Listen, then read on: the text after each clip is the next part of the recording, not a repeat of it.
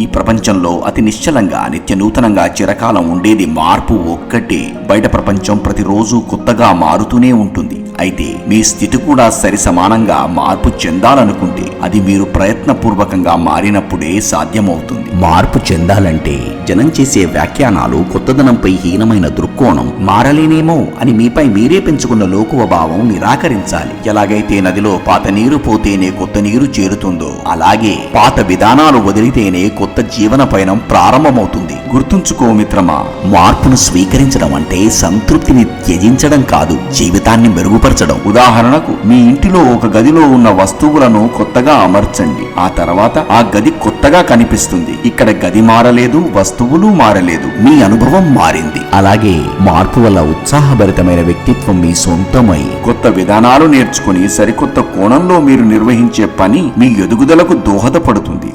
Good luck.